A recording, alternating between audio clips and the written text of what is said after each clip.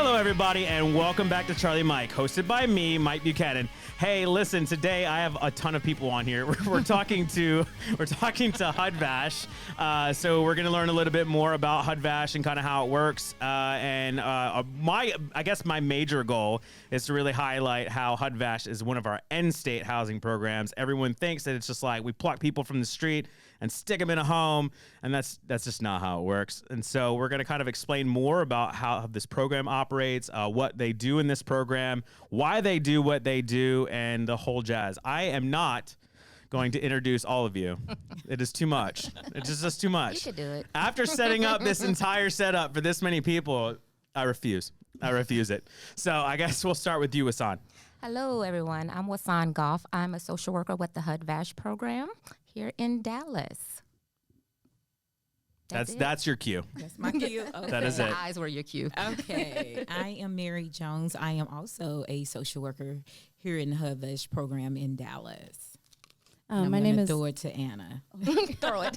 I got it. Thank you. My name is Anna Preda. I'm a social worker, but in this position, I'm a substance use disorder specialist in the HUD-VASH program, also in Dallas. There's a theme here. Yeah. I see. I see this. Okay. Because we've been other places. Yeah. Yes, We've been because around a lot. you And have, done other things. you have been in other Yeah. places. Yes, I'm sure. I mean, I guess that really. Well, thank you so much for being here. Let's just start with that. No, thank you for being having here. I us. really do appreciate. I appreciate you taking the time out of your day to come and do this to, I guess, bring better awareness to the VASH program. I know, I guess it's no secret if anyone does watch this podcast, not a lot, but I mean, this one is at least a longtime listener, which is great. First time caller. First time caller, yes. Long time listener, first time caller. Yeah. I like that. I like that. That is good. That is good. So yeah, I mean, not many people listen to it, but the ones that do know that I used to work in the VASH program. I want to transition into what the VASH program is. But I do want to say kind of that to end it or wrap it up. The VA can be a really good, awesome place to work. I mean, it really can, right? It's an awesome opportunity. Working for the government in general is an awesome opportunity. I think that for the most part, they do try to take care of their employees as best they can. I mean, as best they can, right? Obviously, we have some bad eggs. There's bad eggs in every company, Everywhere. right, that make things miserable for everybody. But eventually, those people will die and go away. And so Just retire. Just retire. That was one You of don't the have first to things die. someone told me when I got to the VA. No. I had a social worker who had been there for like 35 years. Yeah. And one of the things he told me, you don't have to beat them. You got to outlast them. that's right. Yes. That was his thing. I have reminded Don't- everyone, Yeah, you just everyone gotta that outlast them. everyone that's hated me, that's been in leadership of mental health here. Please don't say that. No, they have not. They have not. Plus, you need to talk but into you've your mic. outlasted 'em. So no, but I have always told them I don't need to beat you. I just need to outlast Yeah. you. Yeah. And that was the thing. That was my advice I got. Like, hey, Yeah. just outlast them. And I have. And that's how he I said have. it. You got to outlast 'em. So for all the VA employees listening, that's it. You Yeah, just you got to don't have to outlast beat them. them. That's So all you it just is. gotta live There's long. always hope Yeah. for change as long as you can outlast it. Listen, I think that's a really good point, though. If you hate the VA, if you hate Yeah. government employees, if you think we're all trash, come work here. Do better. Be better. Lift us. Thank you for telling my Inspire story. us. That's no, I'm just kidding. Keep stepping on Nah, everything. it's- Be no, an it's agent fine. of change. No, that's the whole reason I came to work for the VA. That's my backstory. Is like Right. I heard about the VA. I heard it was trash. I heard it was just hot garbage. And I was always taught in the Army that by my leadership, listen, if you don't like something that leadership is doing, the only way to fix it is to become the thing that you hate, right? And so then you get to that level, and then you change the whole entire culture below you. And so then I was like, okay, well, when I was getting out, everyone was like, oh, you don't want to go to the VA. The VA sucks. They're never going to take care of you. They hate you. They hate veterans, whatever. And I was like, okay, well, then why don't we all just go work there and we'll just change it? Exactly. Because then all of us will be in charge. Become the VA. Yeah, exactly. Because then all of us will be in charge, and then we can just kind of run it the way that we know it needs to be run, and then we'll just do it that way. And still, there's not many of us here, but Yeah. I mean, you know what I'm saying? But You got a few. I mean, yeah, there are definitely a few, and I feel like I think we have made some strides for sure. Absolutely. I think that even if you help one person, it should be enough. To me, it's never enough just to help one person, but I think that there have been times, especially in VASH. Like I know when I was in VASH, let's say the minis giveaway thing. Like the first one we did was 250 veterans. that's a lot of veterans. Yeah, it's a lot. Like of that's a people you lot of guys people, fed. right? Yeah, and so then we absolutely. kept doing it every year. And so Yeah. you think, how many years have we done it now? It's been like 6 or 7 years.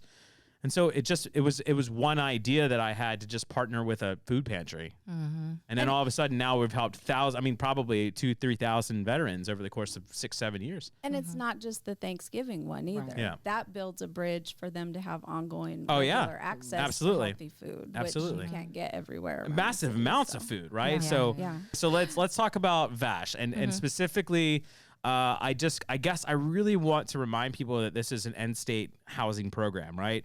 Like I said in the beginning of this, a lot of people out in the community and even a lot of our own employees think that, we just pluck veterans off the street and then we stick them into these programs as long as they're eligible, right? For this program, we just stick them into this program. We stick them into a house, or we give them a voucher and we stick them into a house, okay?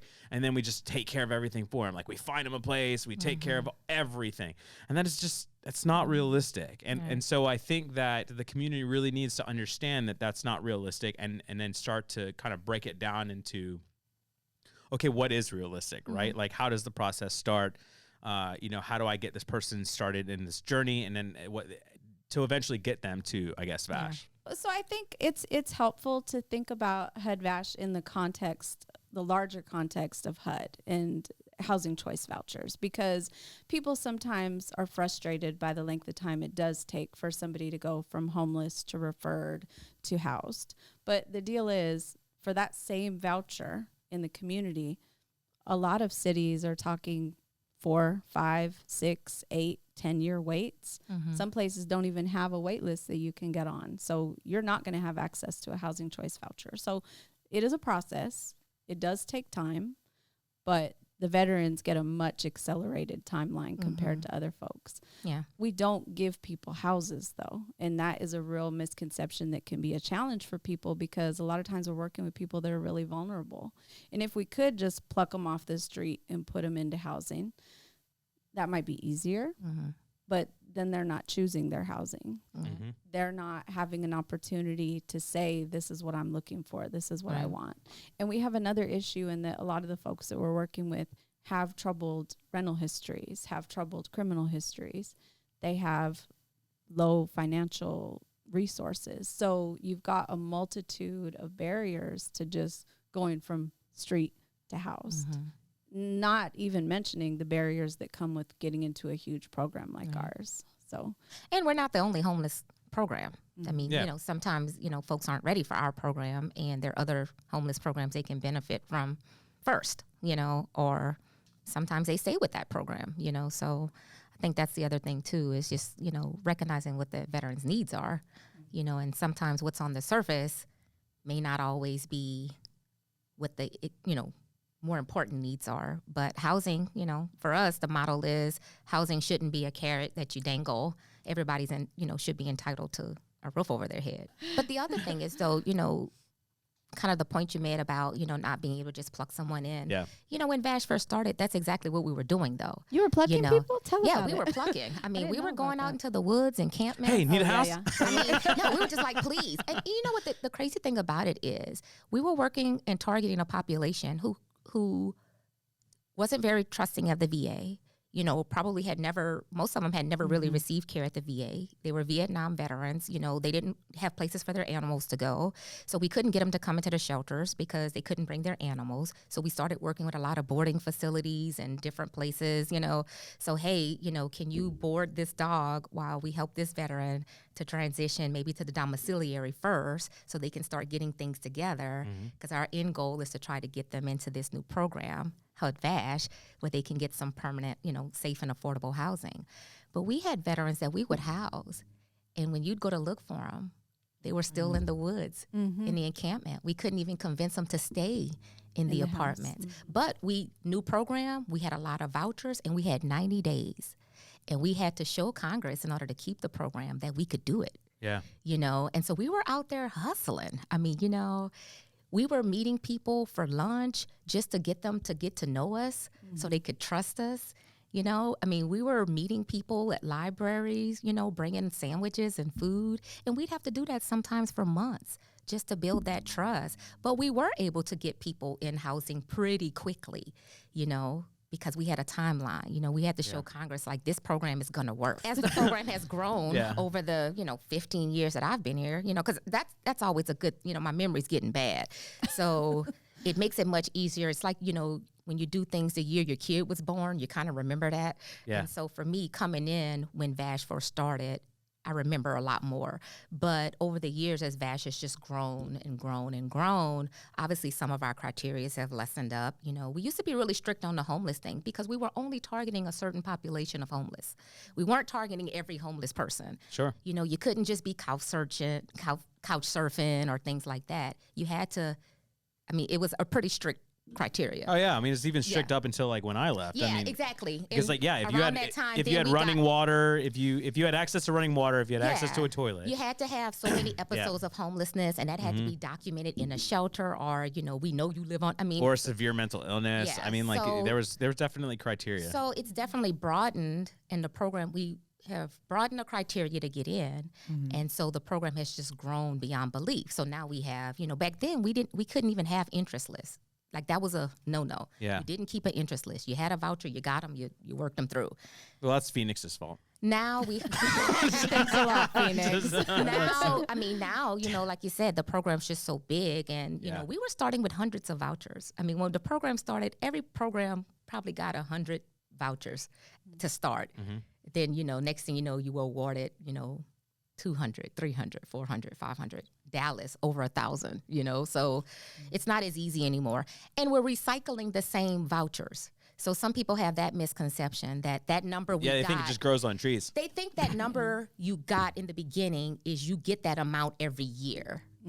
So the vouchers recycle. Congress may approve and add some, you know, but not the whole 1,800 or whatever, you know. No, so, I know, like in our years when I was there, it was like, I think Dallas over the years, I think they maybe added like 100 every year. Yeah, it's a small minimum. Sometimes it's 10. Yeah, because, you know? Because I think another thing that other people don't realize, right, is that VASH is a specific subsidiary from the entire housing and urban development program, right? And so the way that it really works is like each city, county housing, housing department, right? They get a particular cut, right? And of that cut, they have to cut out like 15 to 20% that have to be like put aside for veterans and veteran housing only. So the VASH housing, right? You typically was and your VASH area would cover dictates it. Yeah. that. Like, Exactly. you know, if you're in Dallas, you're going to get more vouchers. If you but if you're in Kaufman, it could be like 8 vouchers available for VASH. That's why the pick counts are important. Yes. You know, when we go out and kind of do a head count of point in time. guesstimate of, you know, our homeless population, because that determines for that city, you know, what the voucher allocation should be. But we also expanded because before, when I came into VASH, we weren't doing like Mesquite. We've added a couple Mesquite area. There you go. We've expanded with Mesquite. I know we're with Plano, so we do Plano. We're doing Mesquite. more with them now. Yeah, more with Plano, more with Mesquite. County and Dallas County. Mesquite's a new one for me. I didn't know. We didn't work with Mesquite. that's we didn't work with Mesquite. Yeah. I want to really hear, because we're running out of time. So I really, I told you, I thought we were already done. No. We actually have been doing it maybe like 40 minutes. Okay. So let's talk about this really quick, right? Because I want people to understand what it's like to work in VASH. So why don't you just give us a kind of like a day in life. Mary, you're going this time. Go. Wasan and them have been talking a lot. Oh, child. Well, tell them what team you're on and what you do. 'Cause that's Okay. a little different. Than So I am on the housing team. Am I talking into the mic? Yes, you are this time. Yes. Mic check, 1, Yes. 2. Last time you were like, sounded like a ghost So in the what part background. you want to talk about? The White House complaints or what? No. Just what is your life So, look no, like? seriously, What does like- your day look like? Seriously. Because a day in the life. here's why I ask, okay? Let me give you some premise to it. So the reason why I ask is I know what it's like because I used to work in the department, okay? And I know that it can be rough. Like it can be extremely rough, Yeah. right? Like the clientele that we work with in that department can be particularly rough. I mean, also it can be some of the nicest people we've ever worked with in your entire life. Some of the sweetest people I've ever met. Some of the sweetest veterans I've ever met were in VASH program. But you also work with some downright shady people that are like you have to really kind of watch your back, right? And so I think that it's really important for people to have context because not every social worker does the same job. It's just like in the military, right? Not every person's on the front lines, but you guys are legitimately on the front lines of veteran services Right. when it comes to like homeless services, right? Right. And we're in the community, so Right. that's Yes, different. ex- We're not in an office just dealing with Yes. veterans. We're dealing with the people that live by them, the people that sell drugs in their area, their landlords, their They're drug families dealers that took sometimes. their places. Yeah, I mean, we're Yep. dealing with all of it. It's not just the veterans. Yeah. So the veterans are not shady. We love our veterans. Just listen, I It's can the say that I'm a larger veteran. Community. Yeah, it's the larger So, community. really, in actuality, it's a very rewarding Yeah. position. Don't get me wrong, but it does has it like we do really need mental health days, like for real. We for need real. help. We need mental health help, I all of us. do Help us. like being a veteran myself, working with personally female veterans because I have seen it all. I have, she said, being out in the field, I have had the opportunity to walk in the room and see my female veteran be in a fist fight with her spouse or Yeah. significant other, and having to intervene because you go into You walk into it all. to fight mode. You know what Yeah. I mean? So Yeah. it's one of those moments where you just want to protect another woman, another veteran. So it's one of those. It's a very rewarding job. Don't get me wrong. I wouldn't change it for the world, but it's also stressful. It's one of those jobs that you do need the day to experience. You do experience burnout. Yeah. So I always encourage my colleagues, myself to take those mental health days. It's those jobs where you want to see change. You want to encourage the veterans to to utilize the resources available because you're a veteran. You know that they experience PTSD. You understand that they say, oh, you don't understand. You don't know what it's like to be homeless, and you be like, I do understand. I do empathize. I do understand what you're experiencing. I've driven veterans to stores where they're trying to get their money orders and the clerk won't take the money order because it's in all change. You know what I mean? And you got to get out and say, give them my money order. Yeah. Quarters is Yeah. the Same thing. currency. Yep. It's dollars. You know what I mean? Currency is currency. Like, I get We gonna it. count these pennies. Like, Oh yeah. Oh yeah. I've been that social worker that the veteran has to calm down. Like, calm down, Miss Jones. Wait till I get my money order Yeah. before you Yes, get upset. yes. Like, I've used my Yeah. badge. I have written a Better Business Bureau. I have been the social justice social Well, worker hey. because I cannot stand how America treats our veterans. I literally can't stand it. Yeah. So yes, I have. She's like, that's me. I That's am that, me. I am that person. I am the social. I am her. I am her. We're I all am her. that person. We're all with if her. My, We are if her. my pen can make a change, I am writing it. Yes. That's You said me, Yeah. and that is me High five, all Mary. day. High five. High Well five, said. Mary. On both sides. On both sides. On both Look, sides. this is great. Mary's want gonna one? You Mary's want gonna one? be on. No, Mary's gonna stay on this podcast for forever I know. because now I'm not the only angry one on the podcast. That was deep. That was really deep. She Yeah. went real deep there. I know. No, everyone thinks that it's because I'm being angry, but I'm Yeah. not. I'm just passionate about what I'm Yeah, talking about, and absolutely. I can tell you're extremely passionate about it. I think you're right. I mean, I think that I kind of felt the same way. I took a lot of things personally, Yeah, I have. in VASH. Especially like when some people would not be taking it personally, right? Because they were just like, oh, it's just a paycheck for me, or oh, it's just a 9 to 5 for me. And I would sit there and be like, you have no idea what it's like to go through these things. Like I do, I get it. So does this person. So does that person. So does that person. So does this social worker. So does that one. So like you if this isn't the job for you, go away. Like I've literally told social workers in meetings, Because like, go away. I've never had to experience a clerk not give a veteran a money order because she had quarters. Yeah. And I'm like, man, give her a money order. Like, who? Give her a money order. Like, I had to go in my purse Yeah. and give her 5 ones so that she could get her money order for her application fee. Like, that messed with me mentally. Like, because I'm a veteran myself. And she always used, you don't understand what it's like to be homeless. I'm like, I understand. But it was in that moment that I really didn't understand. Well, especially like I think another big thing that people should really realize, and that if they really wanted to help the whole homeless, housing veterans, right? The biggest thing I think that because we're running out of time and I really want to get to this point. Okay. But the biggest reason, or the biggest thing I know, hurdle that we have in VASH, or that you guys haven't had, I'm not in VASH anymore, but the biggest hurdle that you guys have is housing, finding Absolutely. places to house veterans. Ooh, We in need this good market, landlords. We Yeah. need good It's landlords. 5,000 times tough now. Exactly, right? And so I think that is something that everyone should realize out there, is that like if they do have people that they know are landlords that are willing to house veterans, that are willing to take vouchers, like, you gotta let us know, right? Like Right. you gotta let us Yeah. know at some point, at somehow, some way. Like, come in, like, so they work out of 71 Alpha. It's a building on the backside of the Dallas VA's campus. You could literally just walk in there and say, like, hey, I have a landlord, or hey, I'm a landlord, and like, I have a house, or I have places, or whatever. I want to offer it up for VASH program. That's what we really need, because God, some of the landlords are so bad. Yeah. Because we they have a need monopoly. landlords. We need and I'm glad landlords. you said that. We always Please need- do Yeah. not take advantage of our veterans. Yes, please, God, we no. need Yeah.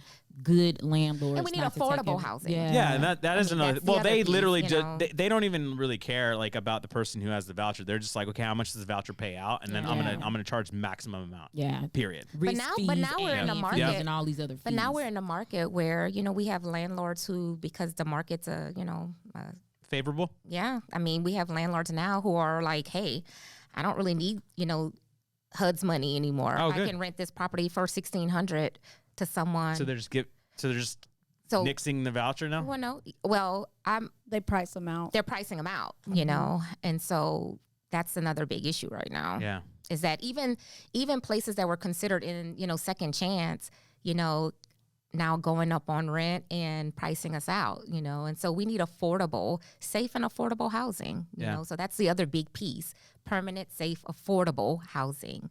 Even when we have these market fluctuations, we still need to be able to afford, you know, for the veteran to live there. You know, Yeah. most of our veterans are on fixed incomes. You know, we do have veterans employed, you know, earning wages, but most are on fixed income, Social Security, VA benefits. and so some that- have child support. They can't, you know, they may They have make other money, obligations but too. they- Yeah. Well, I mean, that's something that just people just don't understand about it, right? Is that they think, okay, even if they have a fixed income, well, they're on a voucher, or the voucher is a fixed, you know, it's payment or whatever, and so that should help them out. But at the same time, like, we're not in the business of making their situation worse, right? Like, our job, or your job, I keep saying our job, your job, I know. Yeah, you don't want housing to be more Yeah. than 30%, take Exactly. up more than 30% Exactly. of their and income. and you also want to put them in a better situation than they were on the street. And so, like, if they're consistent, if they're house poor now, okay, or apartment poor, Yeah. okay, and then they can barely have enough money left over to feed themselves, Hey, and that they're sounds like constantly me. You talking about me? no, and they're That's a lot constantly. of our situations these days. Yeah, right? I mean, we're no, in the I've- same boat. Because most we, of us, yeah, you know? exactly. But I know we've had, you know, there were veterans in the program who would, like, you know, go and sell their plasma just to be able to, like, eat. Yeah. There's Right, still and so veterans in the program. I'm yeah, sure, I I'm mean, sure, but I'm just saying, but that has something to do with, like, okay, like, this housing needs to be affordable, because are we going to put them in a worse situation? We don't want to. That's not the whole point of Yeah. the program. The whole point of VA services in general, across the board, HUD-VASH or beyond, okay, is to give veterans the best possible chance at life, all right, and a best possible chance at a good quality Mm-hmm. Quality of life. That's what I was gonna Right, say. it's a good Yeah. quality of life. That is our goal. That is our purpose. And Yeah. so, if it defeats that purpose because we have bad landlords or crooked landlords, right, or a crooked pay scale, I think people need to just maybe take a look at themselves, who are those people, Yeah. and really, like, kind of Well, figure you gotta out, ask like, yourself the why. yeah, Why are you exactly, doing this, exactly, you know? right now. That's the why. That's why we talk about the And now why in the we're- beginning. And now we're down to the whys. You Yes. know, in this Yeah. day and age in society, we're down to people are doing things now for the why. Why am I doing this? And that now is taking precedent over Yeah. most people's life decisions these days. Yeah, you know, and taking it back full circle, kind of to where Wasan started, some things are more important than money. So even if that's your initial goal as a landlord, the bigger goal, just like if that's your initial goal as a social worker coming to work here, the bigger goal should be really trying to help these folks, because it's not just that veterans get discriminated against. People who are in poverty get discriminated against. People Right. with mental health issues get discriminated against. People who have physical disabilities get discriminated against. People who are dealing with substance abuse issues get discriminated against. And we're not just a housing program. That's No. not all we do. We provide case management services. We have medical staff. We have vocational rehabilitation specialists, Right. peer support specialists, as you know, housing specialists, recreational therapy, occupational therapy. We have a whole team of people. Did I leave anybody out? I was trying to think. I was trying to think while you were Girl, rolling. financial Substance use disorder specialist, right? So, I mean, we have a whole team of people wrapped around to try to provide support, not just for somebody to stay housed, but also so they can improve that quality of life, addressing all right. those other issues. But if we don't have landlords, or if the only ones that we have care really about money and not much anything else, we're not putting people in great situations. Yeah. They may be off the street, but if the place where they live is overrun with pests and pests and pests of different nature, you know, they end up kind of stuck. Right. They got four walls and a roof, but they may not be a lot safer. And that's one of the reasons why our job is dangerous too, right? So like I said, it's not the veterans necessarily that we have to watch out for, but sometimes the places that that they're able to go, just because of how tight the housing market is, you just don't really know what you're walking into, but they have to live there. You know what I mean?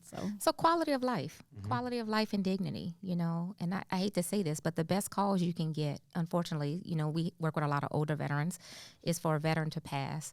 And we take that hard, you know, but when you get a phone call from a loved one, you know, I remember my first year in VASH, maybe I had like 9 veterans pass away. 2, maybe I found in their apartments. I mean, you know, and so, and I was used to seeing, you know, working in prisons where people were hanging and you see them hanging, you know, sad situation. Yeah. But when you get that phone call from a loved one, you know, who lives in another state, who says, you know, but my brother didn't die homeless, you know, and thank you for that. He didn't die on the street. You know, so there are those, you know, that quality of life, that dignity that you provide, being family. Most of our veterans aren't from here. So this isn't their home. They don't have family, disconnected from family. So, you know. Yeah, we wind up being their family. Yeah. I said we again. You know, God so dang quality of life. What, we. Dang it. Yeah, so quality of life, misses us. dignity, you know, what would you want for your loved one? Yeah. You know, these are your loved ones. Wow. You know, these are your loved ones. Well you know, said. So. That is it. That's all we got. Because Man, I've literally did run it. so far over. Two, Mike. Huh? I think I like it here. I Do you like it know. here? She wants do to a come part back. No, I just teach you how to use the board and you can have it. You just got a podcast, Mary. Yeah. Congratulations. You'd be like, hey, welcome to Charlie and Mike, hosted by Mary Jones. And you're coming back to VASH then, right? Yeah, I'll come back to VASH. See, the heart always tells the truth. The heart, the mouth says what the heart really. Yeah, I'm going to come back to VASH. He brought us on here just so he could Good get luck, back in y'all. the door. Thanks Good so much luck. for having us. This was Yeah. fun. Yeah, enjoyed it was it. great. This was It really a good fun. experience. Have We us need anytime. 2 hours next time. What? Though. 2 hours next time. 2 hours. HUD-VASH Well, I think part because 2. we're so short, he had to spend like 40 minutes redoing all the that's mics true. and Yeah. Oh, my resetting God. all We had a that. lot of setup We didn't tell him we I were did. like 5'1" and below. Yeah. Yeah. You need to That's ask true. that next Short but time. powerful. No, we usually just don't have this many guests. So like Oh, the okay. equipment, there were some HUD-VASH equipment part issues. 2. Did you Yes. like it? Did you like having so many people? Or No, it's way better having this many people, but it does take a long time. He doesn't like it. I was No, like, no, no, no, that while we're on no, here. no, no, no, no, no. I know. No, it's Real way. Housewives of HUD-VASH. We're gonna flip it. Oh my God. Okay, listen. I like Listen, that. it's been fun. Yeah, they warned me about the amount of female energy that was about to be in this room, but I don't think anyone could have warned me for We also this. spent 10 minutes fixing our hair, know, putting right? on Putting makeup. on the Yes, you did. Yeah. Yeah, they were like, mask or no mask? And I was like, no mask. And they were like, oh, lipstick, We need time. lip gloss. HUD-VASH And I was part like, put 2. some on your cheeks. I know I did. Gotta get listen. the rosy glow. Listen, thank you all so much for being No, on. I really thanks do for having appreciate it. us. I Yeah. think that Hope it's it was great. helpful. Yeah, I think that it will be. I might have to clip some things so that people will get to the meat and potatoes, which Yeah, is yeah. at the end. Yeah. I think that we really talked it out at the end. I think that was This really helped good. me in some kind of way today. Good. Good, You good, know? good. Sometimes you need those little extra Well, reminders. Are you Make saying sure we that- inspired you? Yeah, that's what social workers do. Well, great. But- Make sure that you like, comment, and subscribe, and smash that notification bell. And tell veterans too that if they're experiencing homeless and Yes. for some reason still listening to this podcast, go to 71A and ask for a universal homeless housing screen. Yep. That's how you start the process, not just for VASH, but for all the programs. It could be helpful. Yes. Before 2:00 in the afternoon. Yes. I still don't understand why it's 2:00 in the I don't know. afternoon. Well, because you Don't need time ask. if you have to do something. Mm-hmm. You got to do the whole Because most people assessment. get off at 4. Sure. So if you run into working with someone and it's a real emergency, Yeah. you know, we need enough time So we don't, be here We're till busy, 7 o'clock Mike. at They're not night. going to see you busy. after 2. Yeah. We're busy. We want to be, We're busy. so we can be available. I'm just saying. Well, that sounds just like an opportunity for change. Is what that sounds like to me. I don't know what it sounds like to you, but that's what it sounds like to me. Yeah, we need some evening staff to Yes. process. Yeah. Yes. Work on that. We I can mean, work on come that. on here. I mean, I don't want to get into it because we've already Here gone we for go. too long. We were done. But I'm Are we just, done? I'm just saying, okay, that maybe life might, throw curveballs, and so we Yeah. might want to be That's available. That's why they say 2 o'clock. But 2 o'clock is still, oh my goodness, now I'm gonna have to start this whole over a again. long time. Yeah, I know screening takes a long time, but life is life, and so like some people might get there at the end of the day because they, had to do other stuff. I don't know. Doesn't matter. Anyways, that's it. That's all we have for you. Thank you so much, because God forbid if I keep going with this podcast, I'm going to kill myself when I start trying to edit this thing. He loves us, though. I do. So listen, that's all we got for you. Thank you so much to all of the HUD-VASH employees. I guess I'll just call you all employees because at this point I'm just so frazzled. So listen, always remember to hit that like, subscribe, and comment. And please comment down below. For the love of God, comment down below. Also, hit the notification bell. And as always, no matter how bad things seem to be, just Charlie Mike.